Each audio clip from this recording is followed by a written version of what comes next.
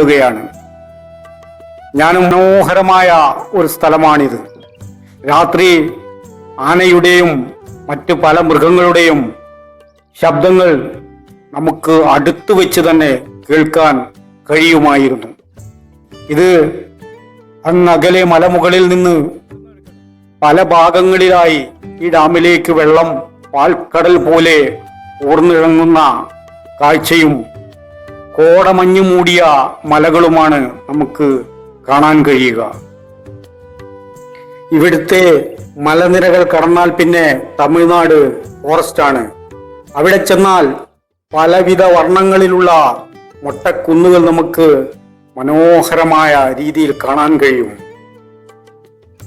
പറമ്പിക്കുളത്തെ പോലെ ഫോറസ്റ്റ് ബസ്സുകൾ ഇവിടേക്ക് സർവീസ് നടത്തിയാൽ, ടൂറിസ്റ്റുകാരെ കൊണ്ടുള്ള സർവീസ് നടത്തിയാൽ അതിൽ നിന്ന് കിട്ടുന്ന വരുമാനം കൊണ്ട് പാലക്കാട് ജില്ലയിലെ സർക്കാർ ഉദ്യോഗസ്ഥർക്ക് ശമ്പളം കൊടുക്കാൻ കഴിയുമെന്നാണ് നമ്മളെ പോലെയുള്ളവർക്ക് പറയാൻ കഴിയുക. എത്ര വരുമാനം ഖജനാവിലേക്ക് വരും? എന്താണ് നമ്മുടെ ഭരണാധികാരികൾ ഈ വഴിക്ക് ചിന്തിക്കാത്തത്? ഏകദേശം 150 വർഷങ്ങൾക്ക് മുമ്പ് ബ്രിട്ടീഷുകാർ കരിങ്കല്ലുകൊണ്ട് പണിത ബംഗ്ലാവ് ഇന്നും പ്രൗഢിയോടെ തല ഉയർത്തി നിൽക്കുന്നത് ഇവിടെ പോയാൽ നമുക്ക് കാണാൻ കഴിയും. വെള്ളം പാൽക്കടൽ പോലെ ഊർന്നിറങ്ങുന്നു. ഈ മനോഹരമായ കാഴ്ച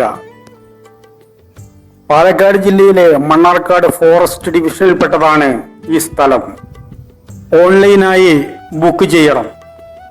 ഇങ്ങോട്ട് വരാനുള്ള വഴികൾ പാലക്കാട് മണ്ണാർക്കാട് റൂട്ടിൽ ശിരുവാണിയിൽ നിന്നും പാലക്കയത്തേക്ക്, മറ്റൊരു വഴി മണ്ണാർക്കാട് നിന്നും നേരെ കാഞ്ഞിരപ്പുഴ ഡാമിൽ വന്ന് അവിടെ നിന്ന് പാലക്കയത്തെത്തി അവിടെ നിന്ന് ശിരുവാണിയിലേക്കുള്ള വനം പാതയിലൂടെ യാത്ര ചെയ്യാം. 2 ചെക്ക് പോസ്റ്റ് ഉണ്ട്.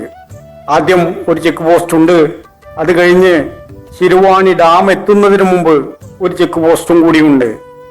ആ ചെക്ക് പോസ്റ്റിൽ നമ്മൾ ചെന്നാൽ അവർ നമ്മളോട് പറയും നിങ്ങളുടെ സ്വന്തം റിസ്കിലായിരിക്കണം യാത്ര എന്നത്. പ്രിയപ്പെട്ടവരെ, ഈ ചെറിയ വീഡിയോ നിങ്ങൾക്ക് ഇഷ്ടപ്പെട്ടു കഴിഞ്ഞാൽ നിങ്ങൾ ചാനൽ സബ്സ്ക്രൈബ് ചെയ്യാൻ മറക്കരുത്. അതുപോലെ തന്നെ നിങ്ങളുടെ വിലയേറിയ അഭിപ്രായങ്ങൾ കമന്റ് ബോക്സിൽ രേഖപ്പെടുത്താനും മറക്കരുത്. എല്ലാവർക്കും ഒരിക്കൽ കൂടി നന്ദി, നമസ്കാരം.